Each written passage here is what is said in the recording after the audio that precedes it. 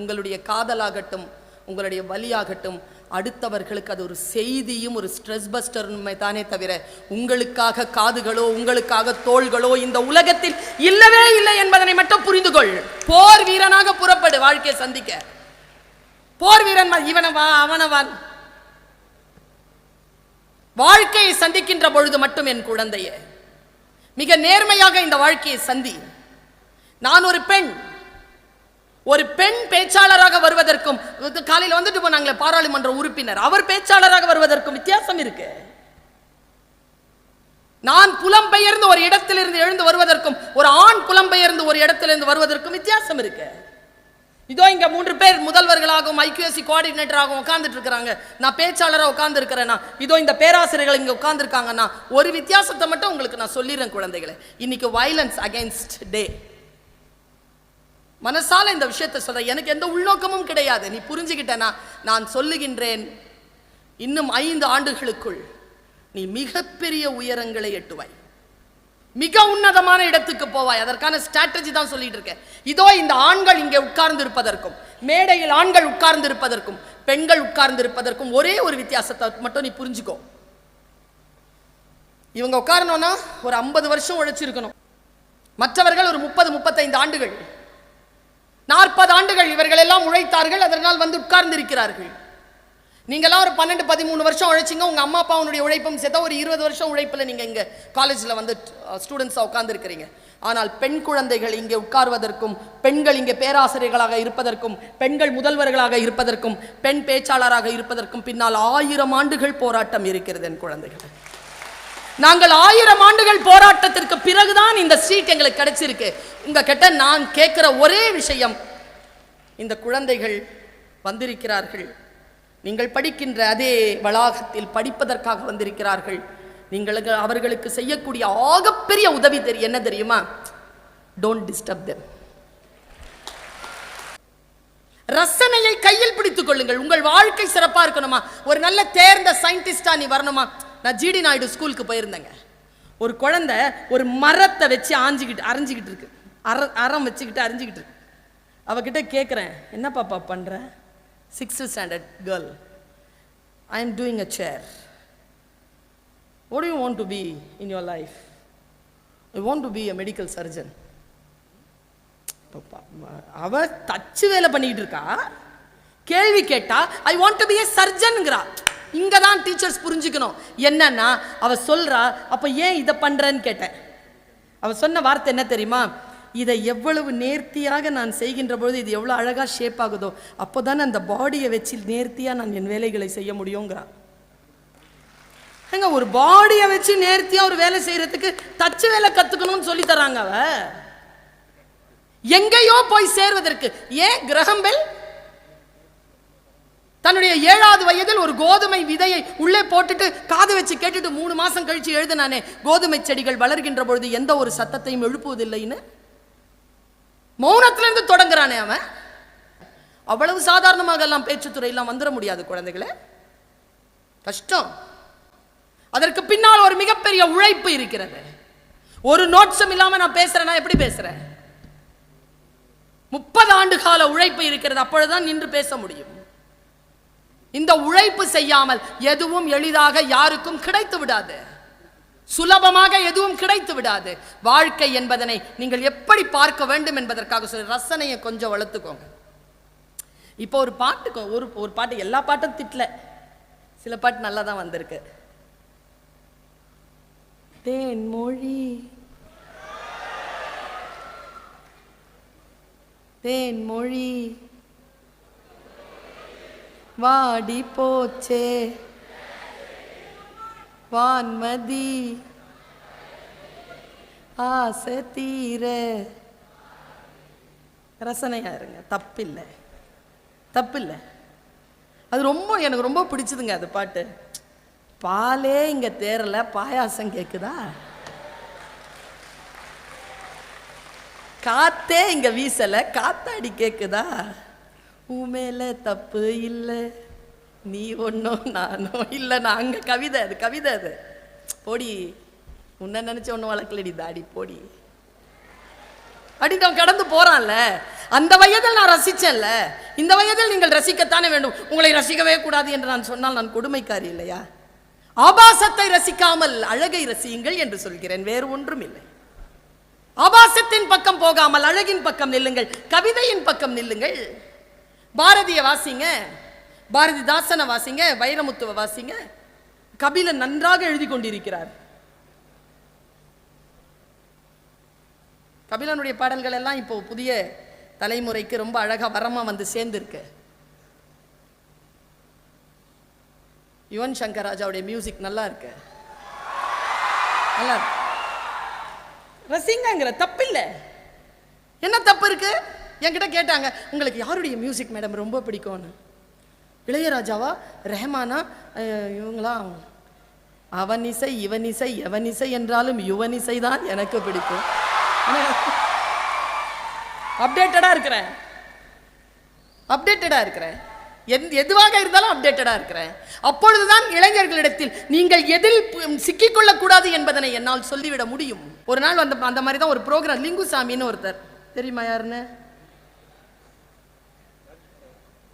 திரைப்பட டைரக்டர். அவர் வந்து ஒரு காம்படிஷன் அனௌன்ஸ் பண்ணியிருந்தார், சூப்பர் காம்படிஷன். அந்த காம்படிஷன் வந்து ஹைக்கூ காம்படிஷன்.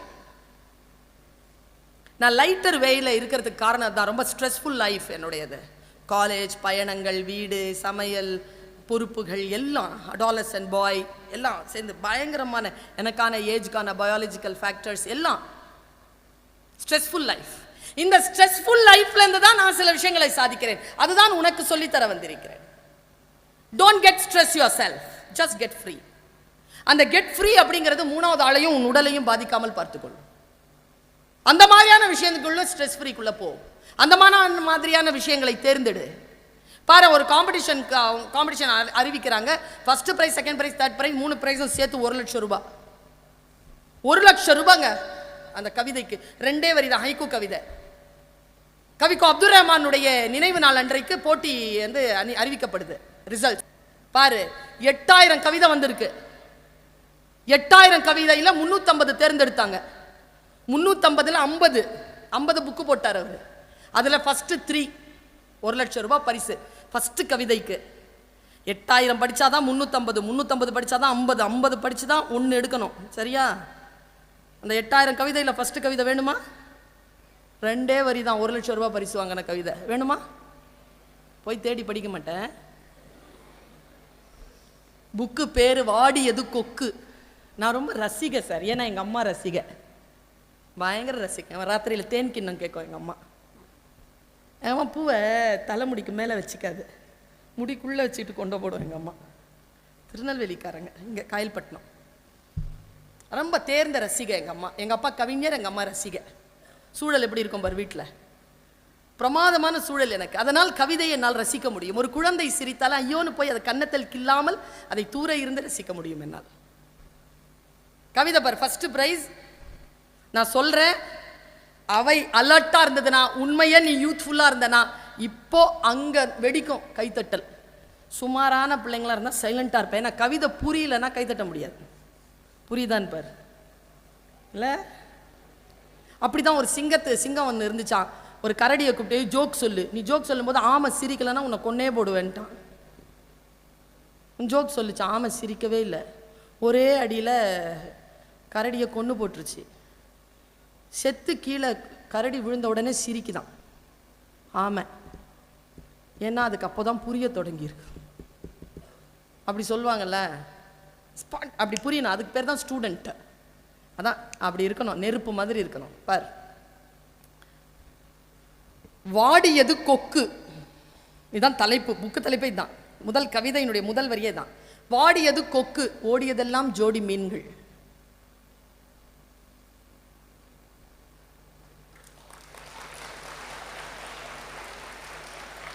மூணு செகண்ட். தனித்தனியா போயிருந்தா கொத்தி சாப்பிட்டுருக்கோம், ஜோடி ஜோடியா போகுதே அந்த கொக்கு எப்படி சாப்பிடும்? வாடியது கொக்கு, ஓடியதெல்லாம் ஜோடி மீன்கள்.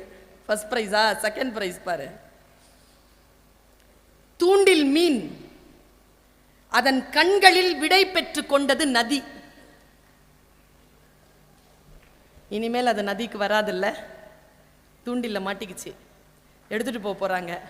நதி டாட்டா சொல்லுது, கண்களில் தெரியுது. அதை எழுதுனாங்க ஒருத்தன். செகண்ட் பிரைஸ், தேர்ட் பிரைஸ் பாரு, மனசு இனிப்பாயிடும்.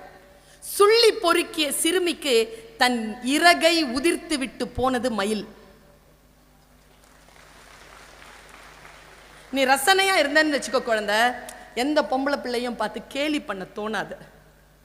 நீ ரசனையா இருந்தனா எந்த பையனுடைய முகத்திலையும் ஒரு கர்ணக்கடூரமாவோ இல்லது அவனை அலக்கழிக்கணுன்ற ஒரு கர்ணக்கடூரமான மனசு வராது.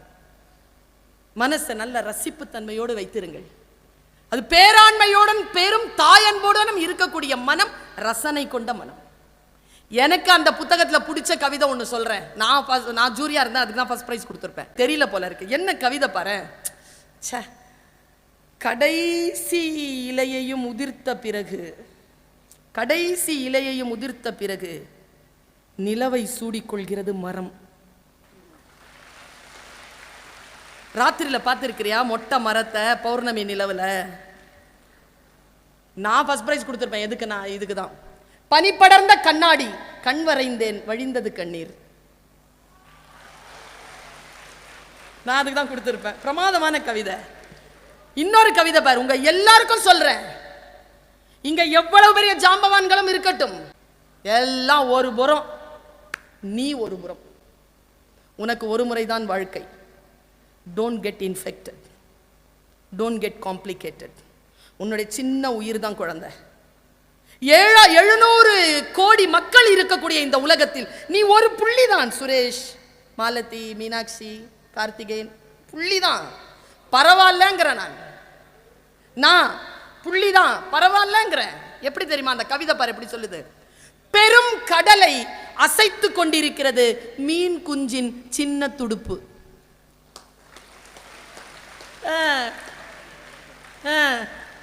நீ அந்த பெரிய கடலோட இரு, நீ முன்னால பெரிய பெரிய திமிங்கலமா இரு. நான் குட்டி மீன் தான், ஆனா எனக்கும் துடுப்பு இருக்கு. நான் அசைச்சாலும் தண்ணி அசையும். என் அசைவில் அவ்வளவு பெரிய கடலை என்னால் அசைக்க முடியும்னு சொன்ன கவிதைங்க. மனசெல்லாம் பொங்கி போச்சுங்க அதை பார்த்து. அப்படிப்பட்ட கவிதைகளை வாசியுங்கள் என் குழந்தைகளை. ஒழுக்கமாக இருங்கள். ஆணுக்கும் பெண்ணுக்கும் உடல் அளவிலே ஒழுக்கம் வேண்டும் என்று சொல்வார்கள். ஒரு தாயாக நின்று சொல்லுகிறேன், உன் மனைவிக்கும் உன் வரப்போகின்ற கணவனுக்கும் நீ தருகின்ற அந்த உடல் ஒழுக்கம் என்பது 2வது தரம்தான். முதல் தரம் என்பது இந்த உடல் யாருக்கு சொந்தம் தெரியுமா? 10 மாதம் வயிற்றிலே வைத்து பெற்றால் அந்த தாய்க்கு சொந்தமானது இந்த உடல். அந்த உடலிலே எந்த ஒரு கெட்ட காரியத்தையும் அந்த உடலில் செலுத்திக் கொள்வதற்கு உனக்கு உரிமையே கிடையாது. உனக்கு உரிமையே கிடையாது. அது அவள் போட்ட பிச்சை. இந்த பூமிக்கு நீ திருப்பி செலுத்த வேண்டிய கடன். அப்படி நினைத்து கொண்டு இந்த உடலை கொண்டு போ. பாரு, அந்த கவிதை நூலில் என் மனசை ரொம்ப சிரமப்படுத்தின ஒரு கவிதை. அந்த இடுகாட்டிற்கு, அந்த சுடுகாட்டிற்கு உயிர் தந்தது ஒரு பிணம். அந்த சுடுகாட்டிற்கு உயிர் தந்தது ஒரு பிணம். சரியா? எல்லாத்தையும் தூக்கி சாப்பிட்ற ஒரு கவிதை சொல்றேன் பாரு. இதை விட அழகியல் வேற இல்லை sir. I am aesthetic person. புல்லாங்குழல்ல ஊதுகுழல் இசைக்கிறாள் அம்மா, ஊதுகுழல் இசைக்கிறாள் அம்மா, நடனம் ஆடுகிறது நெருப்பு. படிங்கிற நானு, ரசி, படி. எந்த ஒரு விஷயத்தையும், எந்த ஒரு பாடலையும், எந்த ஒரு குழந்தையையும் உலகத்திலேயே பேரழகிய தரிசிக்கணும்னு முடிவு பண்ணிட்டியா, நேராக வீட்டுக்கு போ. உங்க அம்மாவை கூப்பிடம்மா, உன் சின்ன வயசுல உன் கல்யாண போட்டோ, அதுக்கு முன்னால் உங்க அப்பா அம்மா கிட்ட கல்யாணம் ஆகாத போட்டோ எடுத்து கொடுமான்னு. அந்த போட்டோவை பாரு. நான் எழுதி தரேன் இன்னைக்கு இந்த உலகத்துல என்ன உலக அழகி, பிரபஞ்ச அழகி. அந்த ஒரு பேரழகியை காட்டிலும் ஒரு பேரழகியை இந்த உலகத்துல நீ பாத்திர முடியுமா? நீ பாரு, அந்த போட்டோவை எடுத்து பாரு. உன் வீட்டில் இருக்கிறாள், உன் ஆசிரியர் இருக்கிறார், உன் கூட படிக்கிற சகோதரி தோழி இருக்கிறார், உன் கூட நண்பன் இருக்கிறான். உனக்கு இந்த உலகம், நீ எதையுமே பே பண்ணல குழந்தைய, எல்லாமே உனக்கு கிடைச்சிருக்குது. கிடைச்சிருக்கும் பொழுது அதை எப்படி சரி பண்ணணும்?